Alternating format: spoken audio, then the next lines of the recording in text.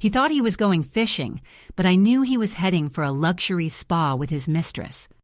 This morning, he was sailing straight into the biggest trap of his life. The lie started, as it always did, with the smell of coffee and the clatter of his fishing gear in the pre-dawn darkness. Mark was a creature of habit, especially when his habits involved deceit. He moved around our kitchen with a practiced ease, the picture of a devoted husband preparing for a weekend of masculine bonding with his buddies. He filled his thermos, made a show of packing a few extra beers into the cooler for Dave, and hummed a cheerful off-key tune. I sat at the kitchen island, nursing my own mug, my hands wrapped around it for warmth, though the chill I felt had nothing to do with the morning air. I watched him, this man I had loved for 12 years, and felt absolutely nothing but a cold, hard stone of certainty in the pit of my stomach. His prized possession, the thing he was supposedly taking to the lake, was a 22-foot center console fishing boat named the Serenity. The irony was so thick you could choke on it. There was no Serenity, not for me anyway. For him, maybe. That boat was his escape. It was his real wife. He spent more time polishing its fiberglass hull and upgrading its fish finder than he ever spent talking to me. He poured thousands of dollars into it, money that could have fixed our leaky roof or gone toward the vacation I'd been begging to take for 3 years. It sat in our driveway like a monument to his selfishness, a constant gleaming white reminder of where his priorities truly lay. "You sure you've got everything, honey?" I asked, my voice a carefully constructed blend of wifely concern and gentle affection. It was a performance I had perfected. He turned from the cooler, a wide, easy grin spreading across his face. It was the same grin that had charmed me on our first date, but now it just looked like a mask. "I think so." "Got the bait, got the tackle, got the beer, the holy trinity of fishing," he chuckled. "Don't you worry your pretty little head. Dave's bringing the sandwiches." Dave, of course, his ever-reliable, non-existent alibi. The lie had layers, you see. It wasn't just, "I'm going fishing." It was a whole production complete with a supporting cast of his buddies who, he claimed, were meeting him at the launch ramp. But I knew better. I'd known for 48 hours. The truth had come, as it so often does, through the cold, impartial glow of a screen. We had a shared family tablet, mostly for paying bills and watching movies in bed. He must have forgotten he was logged into his personal email on it. On Wednesday night, while he was snoring softly beside me, I'd picked it up to read before sleep, and there it was, an email confirmation, sitting at the top of his inbox. Not for a fishing license renewal, not for a new lure he'd ordered online. It was a reservation confirmation for a couple's getaway package at the Blackwood Spa and Resort, a luxurious, secluded place nestled in the mountains 3 hours in the opposite direction of any lake. The reservation was for 2 nights, check-in Friday, check-out Sunday, and the guest name listed alongside his, Jessica, his perky blonde, 26-year-old personal assistant at work, the one he swore was like a daughter to him, the one whose name had been popping up in late-night texts he tried to hide for months. For a moment, I couldn't breathe.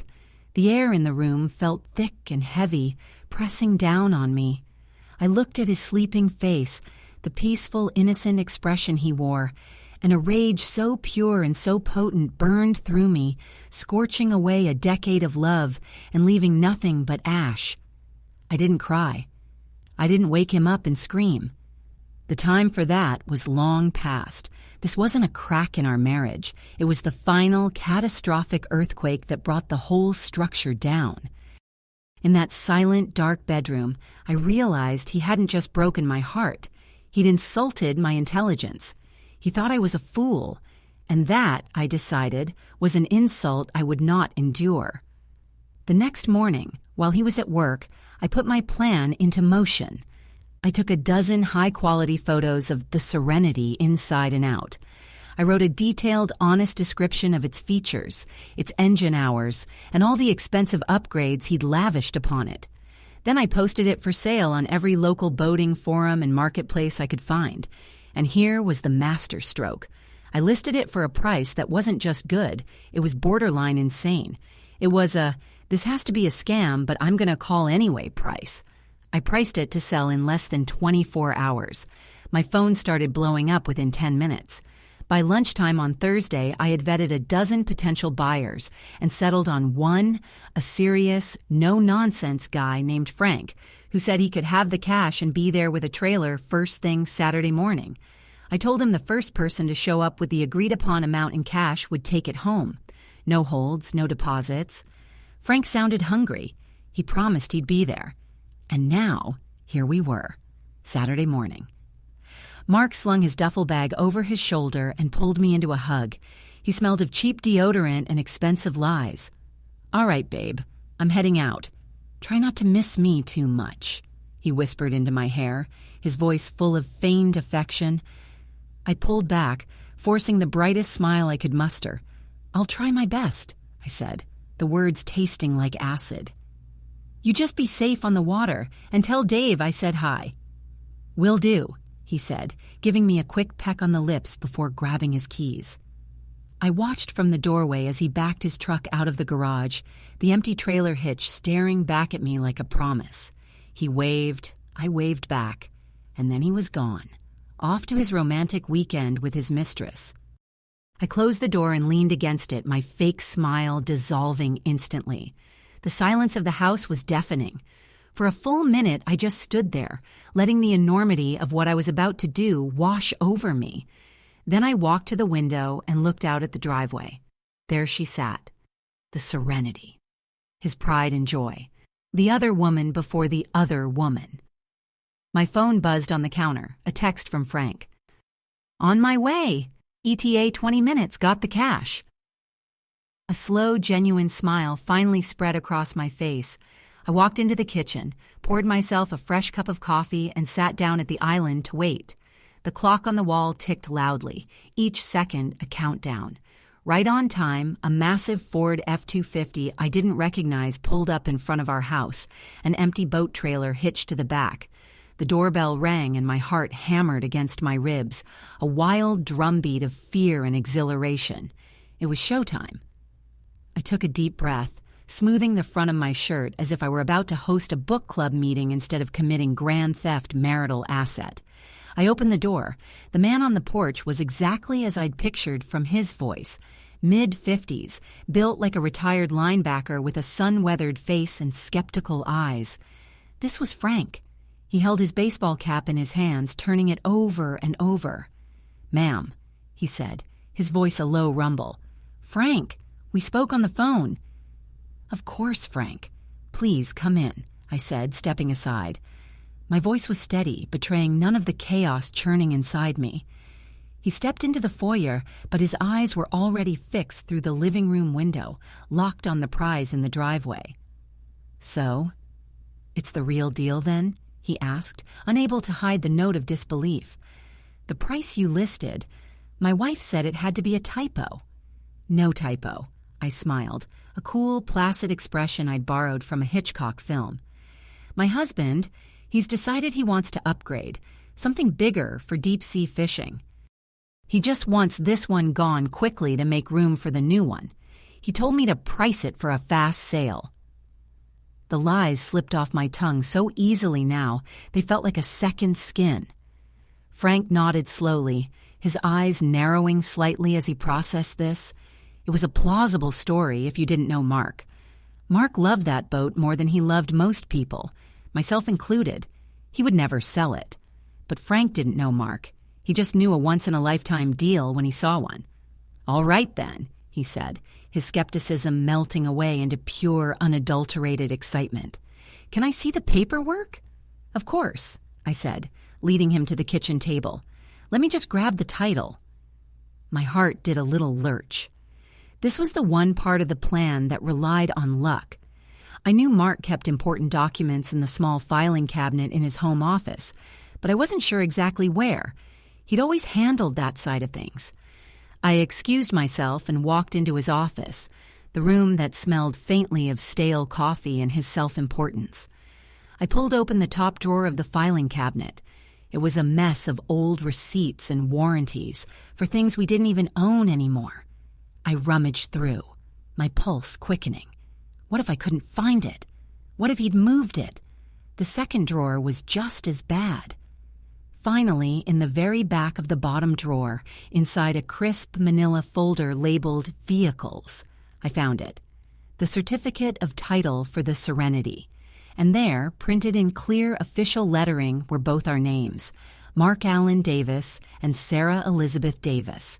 I let out a breath I didn't realize I'd been holding. We'd bought it right after we got married with money from my inheritance. I had forgotten my name was even on it. It wasn't a forgery I was about to commit. It was an execution of my legal right. I walked back into the kitchen, my hand steady as I placed the title on the table. Frank looked it over with an expert eye, nodding in satisfaction. "Looks good," he said, finally looking up at me. "You got a pen?" I handed him one, and he signed his portion. Then he pushed the document toward me.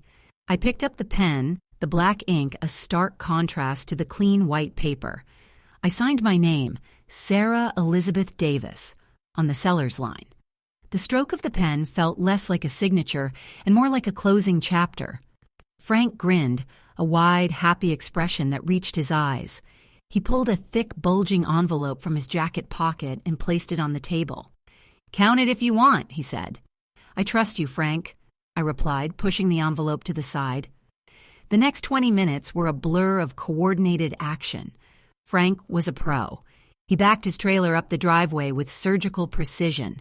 The scrape of the hitch connecting, the groan of the winch pulling the 22-foot boat onto the trailer, every sound was deafeningly loud in the quiet Saturday morning air. I stood on the porch, arms crossed, watching the whole operation. My neighbor, Mrs. Gable, appeared on her lawn, pretending to weed her petunias. "Morning, Sarah," she called out, her curiosity barely veiled. "Everything all right? Mark selling the boat?" I gave her my brightest, most carefree wave. "He's upgrading. You know how men are with their toys?" She chuckled and nodded, seemingly satisfied with the explanation. The last strap was secured. Frank did a final walk around, giving the tires a kick. He walked back up to me, his face beaming. "Pleasure doing business with you, ma'am," he said, shaking my hand. His grip was firm and calloused. "You tell your husband he made my year." "Oh, I will," I said. "Believe me, he'll be hearing all about it." I watched as Frank's truck rumbled to life. He pulled slowly out of the driveway, the Serenity trailing behind him like a loyal dog. He turned the corner at the end of our block, and then he was gone. The driveway was shockingly, beautifully empty. The oil stain where the boat usually sat was like a scar from a wound that had finally healed. I walked back inside, the thick envelope of cash feeling heavy in my hand. I went to the kitchen table and sat down, fanning the $100 bills out in front of me.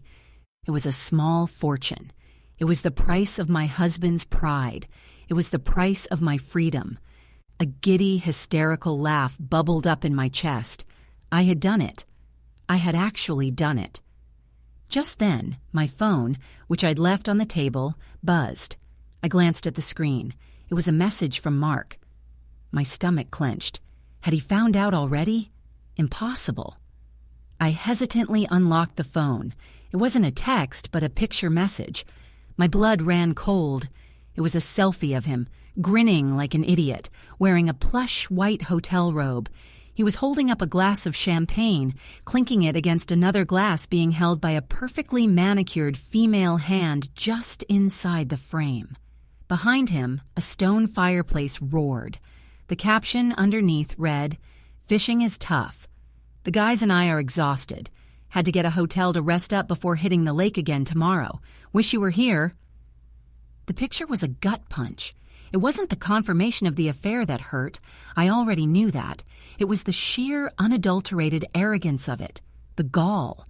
He was rubbing my face in his betrayal, thinking I was too stupid to see it. "Wish you were here?" The taunt was so blatant, so dripping with condescension, it made the rage from Wednesday night feel like a pale imitation. This was a new level of fury, a white-hot, diamond-hard anger that clarified everything. Any lingering shred of doubt, any microscopic wisp of guilt I might have felt about selling the boat was instantly vaporized. He wasn't just a cheat. He was a fool who thought he was a mastermind. He was mocking me from his love nest, a place paid for with our money, while I was supposed to be at home, patiently waiting for my hero to return from his fabricated adventure. I stared at the phone, at his stupid, smug face, and a cold, predatory smile spread across my own. "Oh, you wish I were there, do you, darling? You have no idea." I picked up the phone and typed a reply. My fingers flew across the screen, each tap a small, satisfying act of vengeance. "Oh no, honey. That's awful that you're so exhausted. You absolutely should rest up. Don't worry about a thing here at home. Everything is perfectly fine. I'm just doing a little spring cleaning." I added a smiley face emoji at the end, a final poisonous little twist of the knife. I hit send before I could second-guess myself. The cash was still spread out on the table like a fan of green and white feathers. I carefully gathered the bills, stacking them into a neat brick. This wasn't just money anymore. It was a war chest. Phase 1 of my plan was complete. The monument to his selfishness was gone. Now it was time for Phase 2. I spent the next few hours in a whirlwind of focused activity. I started in his office. I went through his filing cabinet, not just for the boat title this time, but for everything. I found statements for a credit card I never knew he had, the one he was undoubtedly using for his weekend with Jessica. I found the deed to the house also in both our names. I found investment account statements, his 401k, everything. I took pictures of every single document with my phone, the crisp images uploading silently to a cloud account he didn't know existed. Knowledge, I reminded myself, is power. Next, I moved to his closet. It was a shrine to his midlife crisis. The expensive golf shirts, the designer jeans he only wore on guys' night out, the collection of ridiculously overpriced watches he kept in a velvet-lined box. I didn't throw anything away. That would be too simple, too childish. Instead, I carefully packed it all. I found his old army duffel bags in the attic and filled them with his entire wardrobe. Every last sock, every tie, every single cufflink. I left his work uniforms hanging there, a silent, solitary testament to the life he was about to lose. The closet looked like it had been picked clean by locusts. My final stop was the garage. This was his sacred space, his man cave. The walls were lined with pegboards holding an obscene number of tools, most of which I'd never seen him use. There was a beer fridge, a dartboard, and in the corner, his prized golf clubs. A brand new set of Callaways he'd bought himself for his last birthday, claiming they were a business necessity. I opened the trunk of my car, and one by one, I loaded the clubs, the expensive bag, and even his stupid golf shoes into it. As I worked, my phone buzzed again. It was him. "Spring cleaning. On a Saturday? You're too good to me, babe. Don't work too hard." I ignored it. I was in the zone, a soldier dismantling an enemy encampment. The house felt lighter with every item of his that I packed away. It felt more like my own. By late afternoon, I was done. 3 large duffel bags sat by the front door. The trunk of my car was full. The cash was safely tucked away in my purse. I took a long, hot shower, washing away the grime of the day and the last 12 years of my life. As I stood under the steaming water, a new plan began to form, more audacious than the first. The money from the boat was a good start, but it wasn't enough. It was justice, but it wasn't retribution. He had lied and cheated and stolen our future. I was going to make sure he paid for it in every sense of the word. I got out of the shower and wrapped myself in a towel. I walked to the bedroom and looked at myself in the full-length mirror. For the first time in a long time, I didn't see a tired, neglected wife. I saw a woman who had been pushed too far, a woman who had finally decided to fight back, and I knew exactly what my next move was. My phone rang, startling me out of my thoughts. It was an unknown number with a local area code. I hesitated for a second, then answered, my voice cautious. "Hello?" "Hi, is this Sarah Davis?" a cheerful female voice asked. "Yes, who is this?"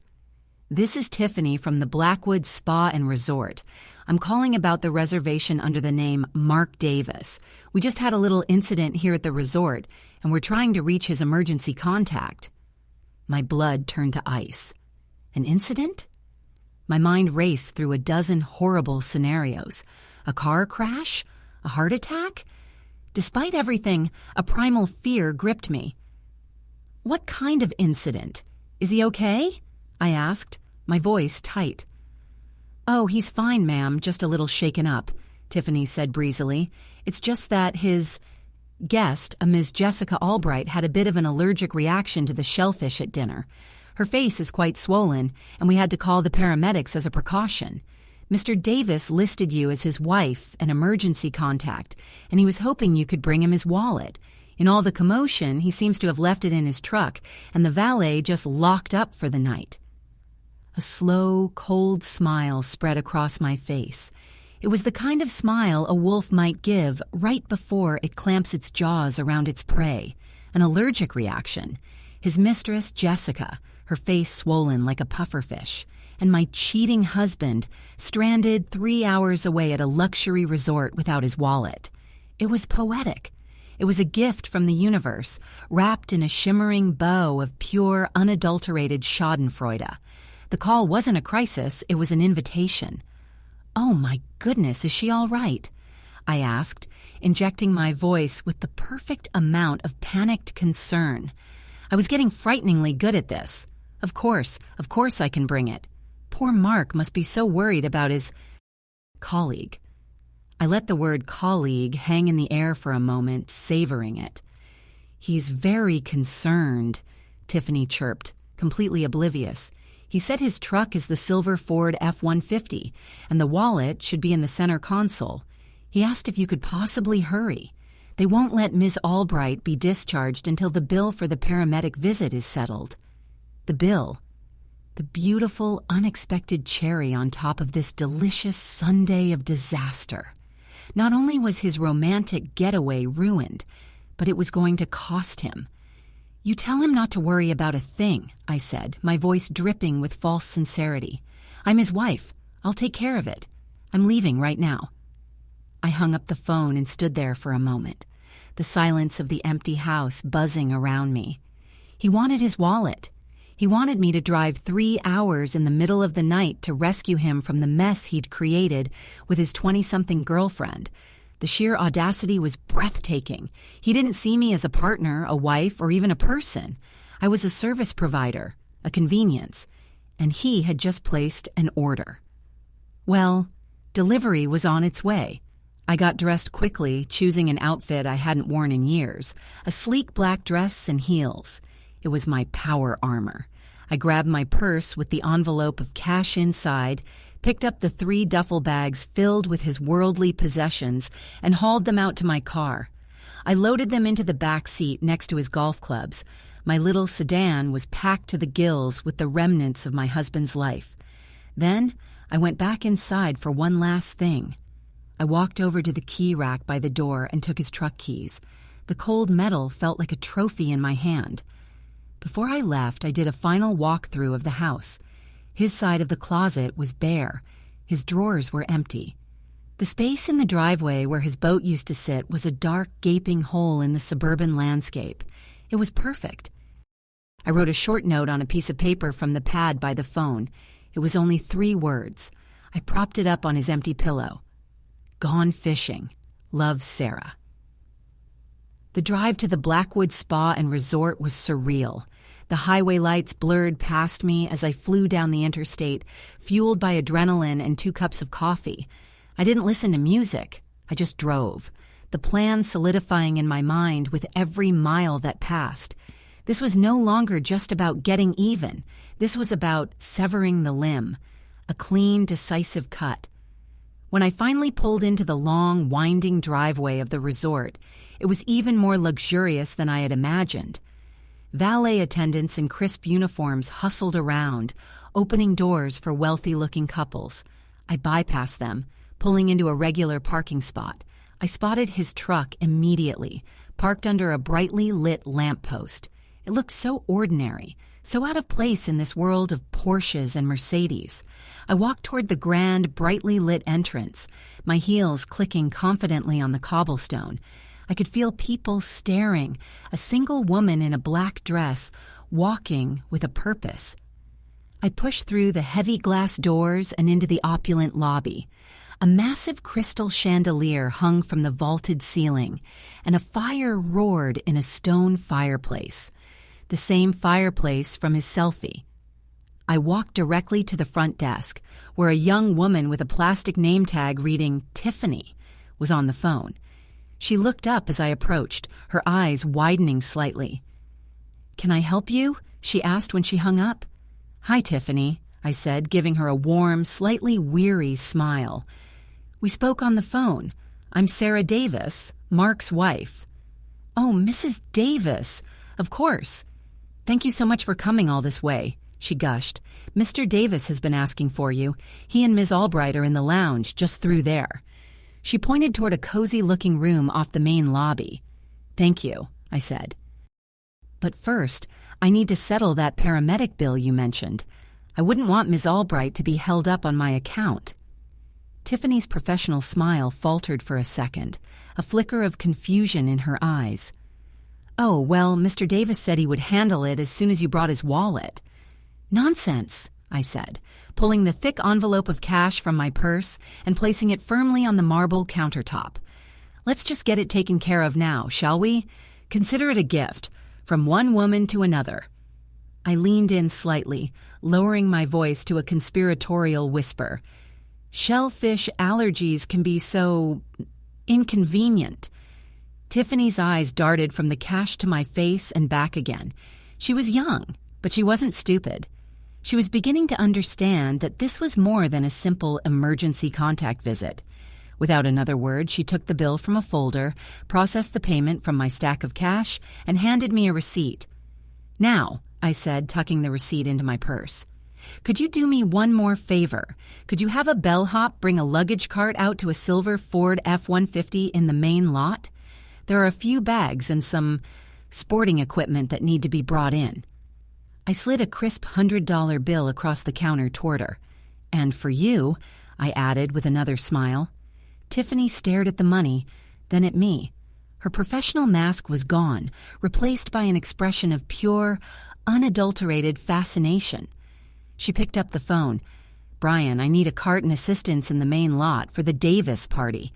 I thanked her and turned toward the lounge. My heart was pounding, a wild, frantic rhythm against my ribs. This was it, the moment of truth. I pushed open the ornate wooden doors and stepped inside. The room was dimly lit, all leather chairs and dark wood, and there, in the corner, sitting on a plush sofa, was my husband. Next to him was a young woman I recognized from company Christmas party photos. It was Jessica, and her face. Tiffany hadn't exaggerated. Her lips were swollen to twice their normal size, and her cheeks were puffy and red. She looked miserable. Mark had his arm around her, patting her shoulder with a concerned expression that I knew was completely fake. He hadn't seen me yet. He was too engrossed in his performance as the caring boyfriend. I took a deep breath and walked toward them, my heels silent on the thick Persian rug. I stopped right in front of the low coffee table, my shadow falling over them. Mark looked up, his expression of concern turning instantly to one of utter bewildered shock. His mouth fell open. "Sarah? What are you doing here?" he stammered, his arm falling away from Jessica's shoulder as if it had been burned. I looked from his stunned face to Jessica's swollen one, and then back to him. I reached into my purse, but instead of pulling out his wallet, I took out his truck keys. I held them up, letting them dangle from my finger. "You said you wished I was here," I said, my voice dangerously calm. "Well, surprise. I brought you a few things. But first, I have a question for you, Mark. How do you plan on getting your boat back to the lake house tomorrow?" The silence that followed my question was so profound, I could hear the ice crackling in Jessica's half-empty water glass. Mark stared at the keys dangling from my finger. then up at my face, his mind visibly struggling to process the impossible. His brow furrowed, the gears turning as he tried to reconcile my presence in this luxury resort with the image of his dutiful wife back home, scrubbing floors. My boat?" he stammered, his voice a hoarse whisper. "What are you talking about, Sarah? The boat is at the lake with Dave. We were fishing." The lie was so ingrained, so automatic that he clung to it even now with the entire charade collapsing around him. "Were you, Mark?" I asked, my voice dangerously sweet. I let the keys drop onto the polished mahogany coffee table with a loud clatter that made both of them jump. Because that's funny. I could have sworn I sold it this morning to a very nice man named Frank. He brought a trailer and everything. The driveway is wonderfully empty now. You should see it. The color drained from his face. He looked like he'd been physically struck. His mouth opened and closed, but no sound came out. Jessica, despite her swollen features, was looking back and forth between us, her eyes wide with a dawning, horrified comprehension.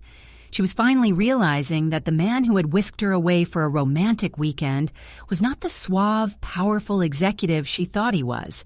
He was just a man with a wife, a very, very angry wife. You sold my boat?" He finally managed to choke out, the words laced with disbelief and rage. "You can't do that, that's my boat." "Actually," I said, pulling the receipt from the paramedic bill out of my purse and placing it neatly on the table next to the keys. "It was our boat, bought with my inheritance, if you recall. And my name was on the title. Just like my name is on the title to the house and the joint bank accounts you've been draining to pay for all this." I gestured around the opulent lounge. "Speaking of which, I took the liberty of settling Jessica's medical expenses. From the boat money, of course. Think of it as a parting gift." Jessica's puffy face somehow managed to turn a shade paler. She started to shrink back into the sofa cushions, trying to make herself invisible. Just then, a bellhop in a crisp red uniform appeared at the entrance to the lounge, pushing a large, rattling luggage cart. On the cart were 3 overstuffed army duffel bags and a full set of Callaway golf clubs. "Excuse me," the bellhop said, looking at us. "The bags for the Davis party?" Mark's eyes widened in horror as he recognized his own belongings. "What is this?" he demanded, his voice rising to a near shout. "That," I said, turning to face him fully, my calm resolve, a stark contrast to his unraveling fury, "is everything you own that was in my house. Your clothes, your watches, your precious golf clubs. I didn't want you to have to come all the way back just to pick them up. I thought it would be more convenient for you this way. You can start your new life with Jessica immediately.